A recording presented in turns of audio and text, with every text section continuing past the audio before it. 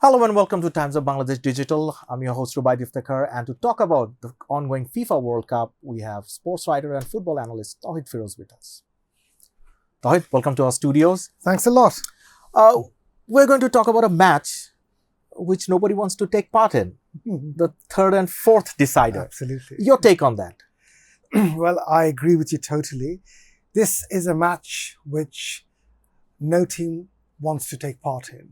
Because when teams go to the semi-finals, they always look towards the final. However, the reality is only two sides will move forward and the other two will have to go for the third and fourth place matches. But this is, of course, a game which the players would want to take part in with a broken heart. And that's understandable that France, they definitely wanted to go to the final and win a trophy. England, they have not been to the final for 60 years.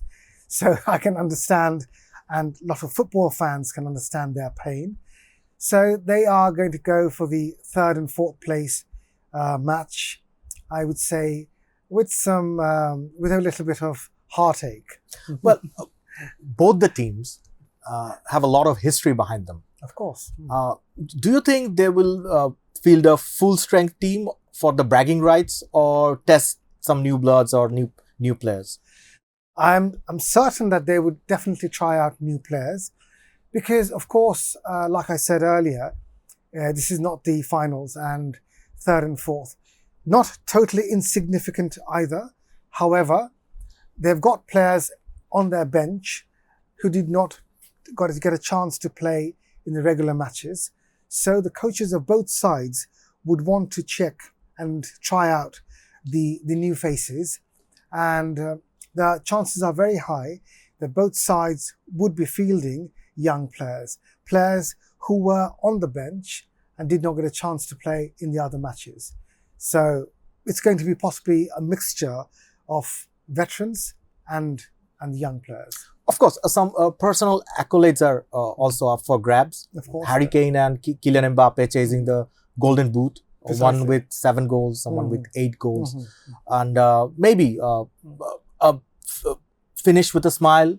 Of course. Any take on that? Absolutely. I mean, it never harms if you score, and it only adds to your tally, and your record goes high.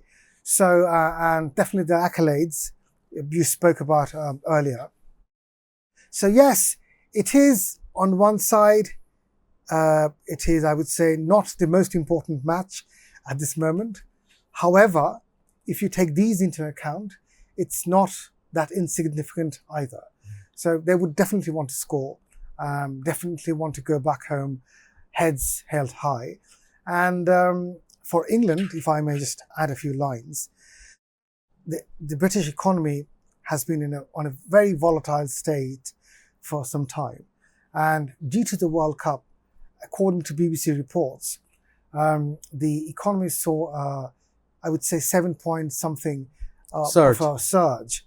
And plus, during the match against Argentina, the pubs where people usually go to watch matches sold 14 million, I would say, pints of lager, of beer. So which in real terms means a sort of a profit for these struggling pubs. That's why, even if it's a third place match, people would still go towards the pub. They would want to spend time with their mates and friends in the pubs. That would mean, I would say, another profit for the pub owners and pub landlords. So this cannot be a total loss for England either. Right. I was just going through some social media memes, and one meme caught my eye. It showed that England doesn't have an economy right now, doesn't have a prime minister, doesn't have an AC. They at least can have a smile. At least they can have a smile, precisely. It's in transition at the moment. Keir Starmer, I think he just faced his last Prime Minister's questions yesterday. And yes, there is a crisis of air conditioners because the heat wave is and there aren't enough air conditioners.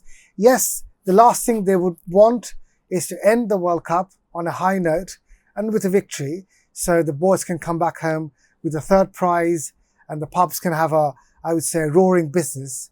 So it's a, I would say it can be still be a bonanza for the Three Lions. On the hindsight, the French team came with the World Cup with a very high hope, to play consecutive 3 finals. Precisely. And they were everyone's favorite. Precisely, absolutely. Most of the people favored them. Absolutely. With Kylian Mbappe on the form of his life. What went wrong with the France team? What do you think? Did they get a bit too cocky against Spain? I don't think they were complacent. My belief is, from what I saw the match, I think for some reason on that day the entire team just didn't click. It was Spain's day. France started the entire campaign on a very positive note. They played slick football. They were very cohesive and they were very, I would say, assertive on the field. And before taking on Spain, the people I spoke to were all in favor of France. And then it was Bastille Day, France's Day of Revolution. And people thought, can France lose on that day? And they said, no, they can't. But they just did not click on the field. That's one reason. The other reason is Spain were sublime. I think I've never seen Spain play with such confidence, such aplomb, ever.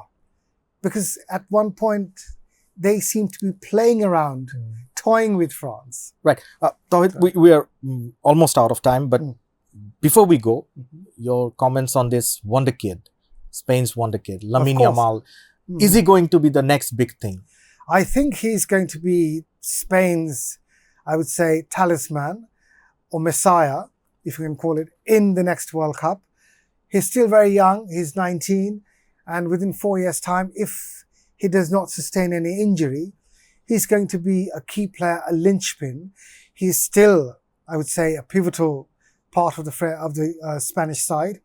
In 4 years, he's going to be, I would say, more mature and be a game maker for Spain. Well, Tawhid, Lamine at least have a World Cup final to conquer. Thank you for your time today. It was a pleasure being here. Folks, that was all the time we have. I'll be back tomorrow at the same platform. Till then, you take care.